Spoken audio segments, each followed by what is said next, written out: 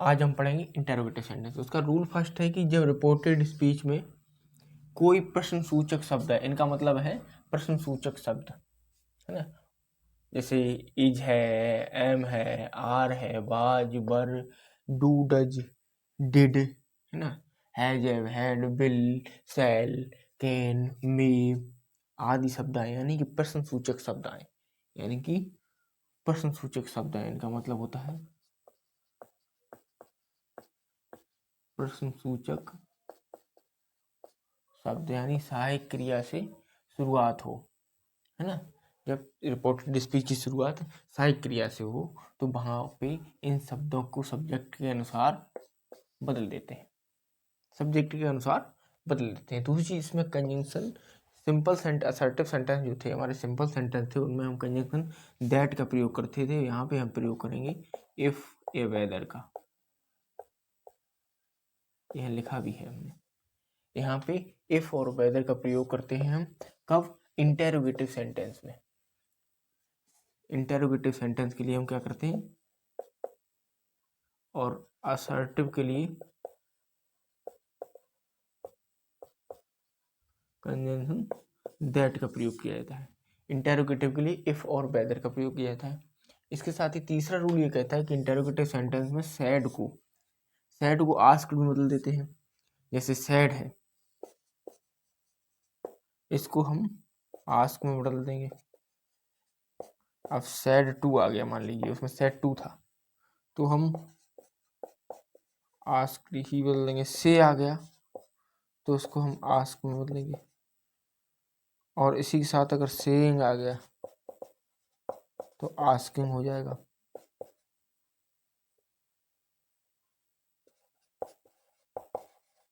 इस तरीके से हम ये बदलते हैं।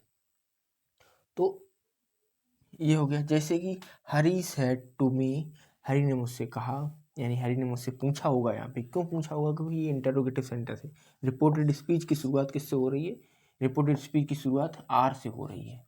यहाँ आर दिया है, ये are you reading a book, क्या आप किताब पढ़ रहे हैं? तो इसे कैसे पढ़ेगा? हरी आस्क्ड मी, हरी ने मुझसे पूछा। If I was reading a book, Hari ने मुझसे पूछा क्या मैं एक किताब पढ़ रहा था। इस तरीके से होगा। ये इनडायरेक्ट है और ये डायरेक्ट है।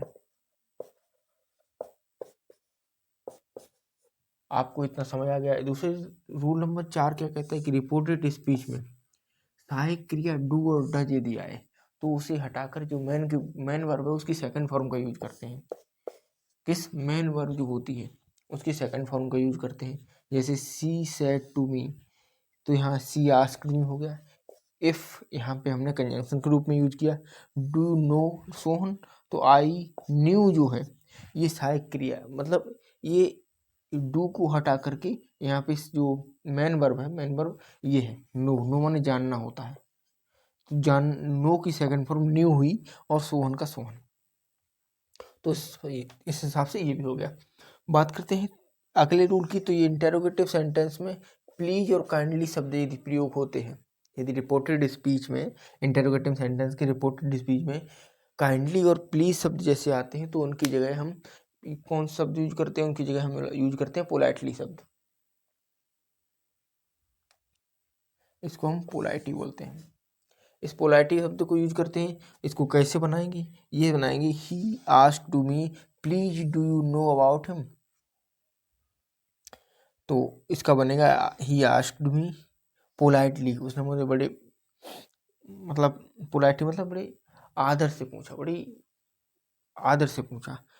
If I knew about him, क्या मैं उसके बारे में जानता हूँ? उसने मुझे बड़े आदर से पूछा कि मैं क्या उसके बारे में जानता हूँ। तो यहाँ तक ये था ना। आप बात करते हैं रूल नंबर 6 की।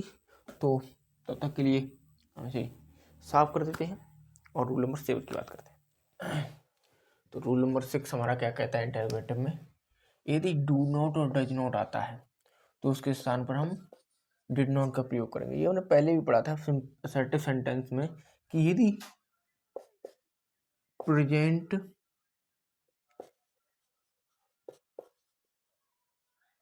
इंडेफिनिट टेंस है तो हम इसे किसमें बदलते हैं? Past indefinite.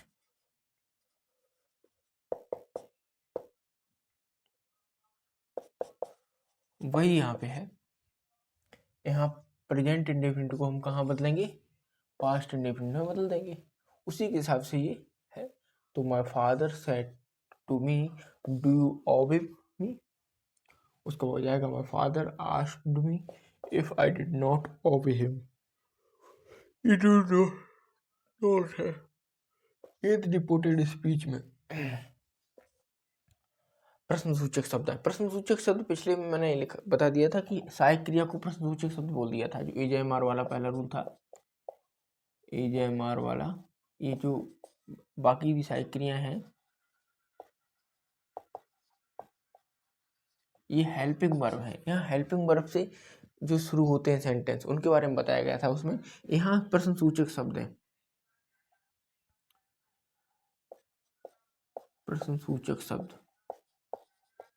ये जो होते हैं प्रश्नसूचक शब्द, कौन कौन से होते हैं प्रश्नसूचक शब्द? जैसे कि आपने देखा होगा डब्ल्यू से शुरुआत होती है ज़्यादातर, जैसे वॉट है, वाई है, व्हेन है, हाउ है, हाउ मैनी है, हाउ मच है, विच है। जो भी जिसमें ये लगे कि इन शब्दों से प्रश्न पूछा जाता है, तो उनमें कंजंक्शन इफ या वेदर का प्रयोग नहीं करते हैं। क्यों नहीं प्रयोग करते हैं? क्योंकि इनको ही हम कंजंक्शन मान लेते हैं। इसमें देख ली, मान लिया है I said to him when did you sleep, I asked him when he had slept. ये जो व्हेन है यहाँ पे कंजंक्शन के रूप में प्रयोग किया गया है, कंजंक्शन के रूप में प्रयोग किया गया है यहाँ पे व्हेन जो है। क्यों प्रयोग किया गया? क्योंकि ये रूल नंबर 7 बोलता है। क्या बोलता है? यदि कंजंक्शन, यदि प्रश्नसूचक शब्दों से वाक्य प्रारंभ हो रिपोर्टेड स्पीच में, तो हम कंजंक्शन को हटाकर कंजंक्शन के स्थान पर कंजंक्शन इफ या वेदर का प्रयोग होता है इंटरोगेटिव में, वहाँ उसका प्रयोग न करके सीधा प्रश्नसूचक शब्द को ही हम इसको हम कंजंक्शन के रूप में मान लेते हैं। इसको हम कंजंक्शन के रूप में मान लेते हैं। 8 नंबर क्या है? 8 नंबर ये है कि रिपोर्टेड स्पीच में डिड नॉट आए तो उसे हैड नॉट में बदलते हैं। फिर वही बात आ गई कि पास्ट इंडेफिनिट टेंस को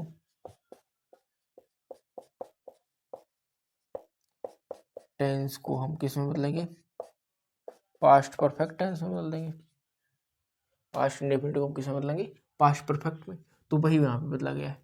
आप देख लीजिए, हैड सहायक क्रिया है पास्ट परफेक्ट की और डिड सहायक क्रिया है पास्ट इंडेफिनिट की, तो उसको उसी में बदल दिया गया। The doctor said to patient did you not take medicine, तो the doctor asked to patient if he had not take medicine, taken हो गया,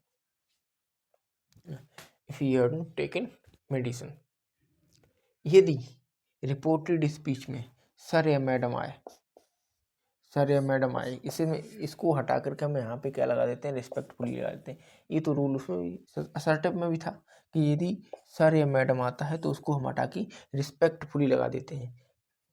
यदि सर या मैडम आता है तो रिस्पेक्टफुली लगाते हैं उसकी, उसको हटा कर। जैसे I said to him will you help us sir, I asked him respectfully. ये रिस्पेक्टफुली किस लिए लगा है? ये रिस्पेक्टफुल इसलिए लगा है कि यहाँ पे सर का प्रयोग किया गया है। अभी देखने की बात है, कई बार हम सर का प्रयोग यहाँ भी कर देते हैं, यहाँ भी सर का प्रयोग कर सकते हैं। इसकी जगह यहाँ भी सर का प्रयोग करते हैं। Sir will you help me, will you help me us sir, will you sir will you help अस।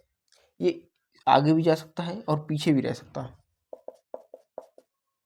और आगे और पीछे दोनों तरफ रह सकता है, लेकिन इसके बदले में, दोनों के बदले में हम रिस्पेक्टफुली का ही प्रयोग करेंगे। रिस्पेक्टफुली जो यहाँ पे प्रयोग होता है, रिस्पेक्टफुली।